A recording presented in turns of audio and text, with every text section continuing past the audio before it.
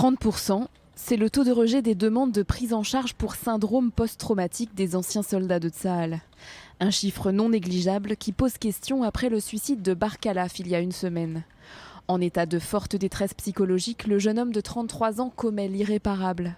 Il s'immole par le feu après le refus du ministère de la Défense de le reconnaître comme post-traumatique. Un décès qui vient s'ajouter à la liste déjà effrayante de suicides pour les mêmes raisons. Au cours des 2 dernières années, près d'une vingtaine d'anciens soldats en souffrance non reconnus par les autorités militaires ont mis fin à leur jour. Pour beaucoup, il est souvent bien difficile de démontrer aux autorités leur mal-être invisible et pourtant non moins grave que les blessures physiques. On n'a pas touché le point le plus important qui est la rééducation. Quand on parle de rééducation, on entend se réinsérer professionnellement, se lever et retourner au travail. Et aujourd'hui, nous ne sommes pas dans cette situation. Beaucoup de personnes mettent fin à leur jour parce qu'elles n'ont aucune raison de se lever le matin.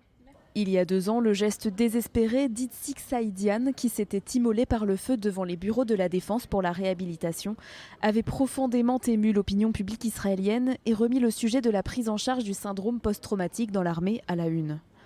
En mai 2021, soit 3 semaines après cet événement tragique, le gouvernement de l'époque avait approuvé l'allocation de 300 millions de shekels supplémentaires, soit environ 73 millions d'euros destinés au traitement et à la réadaptation des personnes handicapées de Tsahal, en particulier pour les victimes de syndrome post-traumatique. Bien que les procédures se soient améliorées depuis l'adoption de la réforme, la durée de traitement de chaque demande peut varier de quelques jours à plusieurs mois en cas de manque d'informations. L'enquête peut être lourde et fastidieuse, car les autorités veulent s'assurer que le traumatisme soit lié à la période dans l'armée et non à une autre cause. Aujourd'hui, le département de réhabilitation du ministère israélien de la Défense reconnaît environ 116 000 personnes handicapées au sein de Tsahal, dont 7 500 sont en situation post-traumatique.